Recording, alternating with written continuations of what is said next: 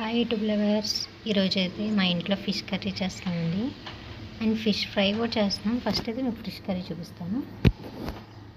Oil పెట్టుకొని ఆయిల్లో జీలకర్ర, ఉల్లిపాయలు, పచ్చిమిరపకాయలు, కొంచెం కరివేపాకు ఈ మూడు రోస్ట్ చేసుకోవాలి. అంటే ఎక్కువ రోస్ట్ చేయకూడదు, గోల్డెన్ బ్రౌన్ కూడా రాకూడదు, నార్మల్గా ఉడికితే చాలు. ఎందుకంటే గోల్డెన్ బ్రౌన్ వచ్చేస్తే స్వీట్ వచ్చేసింది. సో కూర స్వీట్ రాకూడదు కదా, బాగోదు కదా. సో అందుకని నార్మల్గా ఉడికితే చాలు. ఆ ఉడికిన దాంట్లోకి అల్లం, వెల్లుల్లి, ఉల్లిపాయ, కొబ్బరి ఈ మూడింటిని పేస్ట్ చేసుకొని దాంట్లో కూడా వేయించుకుంటే బాగుంటుంది.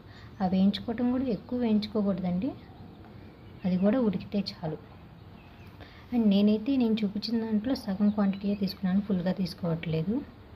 సగం క్వాంటిటీ, మిగతా ముక్కలకి విడిగా ఉప్పు, కారం వేసి మసాలా ప్యాకెట్లు అవన్నీ వేసి దాంట్లో ఈ పేస్ట్ కూడా వేసి పట్టిస్తాను. చూసారు కదా, చింతపండు అయితే కొంచెం నానబెట్టుకున్నాను. అండ్ కొత్తిమీర, పుదీనా కూడా కోసుకొని దాంట్లో ఆ ఫ్రై దాంట్లోనే ఈ పుదీనా, కొత్తిమీర కూడా వేసుకొని బాగా కలుపుతూ ఉంటే ఆ ఫ్లేవర్స్ అన్నీ ఆయిల్లోకి దిగుతాయి. సో అది కర్రీ కూడా చాలా బాగా ప్లస్ అయ్యిద్ది అనమాట. చాలామంది కర్రీ అంతా ఉడికినాక వేస్తారు. అది పుదీనా, కొత్తిమీర ఉడికినాక వేస్తే జస్ట్ డెకరేషన్గా ఉండిద్ది. దీంట్లో వేస్తే వాటి ఫ్లేవర్స్ అన్నీ దాంట్లో దిగుతాయి. చూసారు కదా, నేనైతే చికెన్ కర్రీ చేయని, మటన్ చేయని, ఫిష్ చేయని ఏదే చేసినా కూడా ఈ 3 మసాలా ప్యాకెట్లు ఉంచుకుంటాను. అలానే ఎక్కువ క్వాంటిటీ కూడా మసాలా వేయనండి. 5 రూపీస్ ప్యాకెట్స్ తీసుకొని దాన్నే పీసెస్ కానీ లేకపోతే మసాలా ఇది ఫ్రైలోకి కానీ ఈ రెండింటికి దాన్నే వేస్తాను. ఒక 5 రూపీస్ ప్యాకెట్లే వేస్తాను. అది కూడా ఒక్కొక్కటే తీసుకుంటాను, ఎక్కువ కూడా తీసుకోను. ఎక్కువ మసాలా కూడా అంత మంచిది కాదు కదా. సో ఈ మసాలా ప్యాకెట్లు ప్లస్ కారం ఇవన్నీ దాంట్లో వేసేసినాక అది కూడా బాగా ఫ్రై చేసినాక దాంట్లో ఉన్న ఫ్లేవర్స్ అన్నీ ఆ గ్రేవీలోకి దిగిపోతాయి. దాంట్లో చింతపండు బాగా గుజ్జుని దాంట్లో పోసేసుకొని అండ్ ఇంకో మసాలా ప్రిపేర్ చేసుకుంటున్నాను. గ్రేవీ ఎక్కువ రావాలి కదా. గసగసాలు, జీడిపప్పు, బాదం పప్పు అండ్ మీకు పైన చూపిస్తున్న బిర్యానీ ఆకు, మిరియాలు అవన్నీ మసాలావి ఉంటాయి కదా దినుసులు. సో అవన్నీ పేస్ట్ చేసేసుకోవాలి. చాలా మెత్తగా గసగసాలు బాగా మెత్తగా అవ్వాలండి.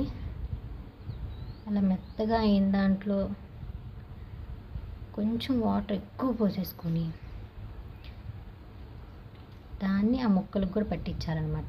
ఈ ముక్కలకైతే నేను 1/2 అవర్ ముందే ఉప్పు, కారం నేను మీకు చూపించాను కదా, అల్లం, వెల్లుల్లి, ఫస్ట్ కొబ్బరి, ఆ కొబ్బరి ప్లస్ ఇవన్నీ మనం చూపించిన 5 rupees packets chicken, mutton, fish ఈ 3 మసాలా ప్యాకెట్లు కూడా దానికి వేసుకొని బాగా పీసెస్ కన్నీ పెట్టి 1/2 అవర్ పక్కన పెట్టానండి. సో దాన్ని ఇప్పుడు తీసుకొచ్చి ఈ గ్రేవీలో వేస్తున్నాను.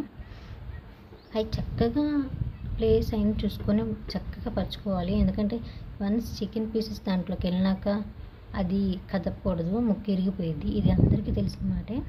సో అందుకని మనం పెట్టేటప్పుడే చాలా ఉడికేటట్టు ఒకదాని మీద ఒకటి పెట్టకుండా అలా పరుచుకుంటూ ఉండాలి. సో ఫిష్ అంతండి 5 మినిట్స్ కూడా పట్టిద్దో లేదో ఉడకడానికి. సో 5 మినిట్స్లో ఫిష్ బాగా ఉడికిపోయింది. చాలా ఈజీగా కూడా ఉండిద్ది. చికెను, మటన్ కంటే తొందరగా ఉడికిద్ది అనమాట. చూసారా, 2-3 మినిట్స్కే ఆయిల్ అలా పైకి వచ్చేసిద్ది. నేను ఇందాక చూపించిన పేస్ట్లో కొంచెం వాటర్ ఎక్కువ వేసుకొని దాన్ని దీంట్లో పోస్తున్నాను. ఎందుకంటే ఫిష్ కర్రీకి పులుసు ఎక్కువ ఉండాలి కదా. సో అందుకని ఆ గ్రేవీని, ఆ పేస్ట్ని ఈ గ్రేవీలో పోసేస్తున్నాను అనమాట. నేను ఇప్పుడే వేసానండి ఆ పీసెస్, అందుకనే కలుపుతున్నాను.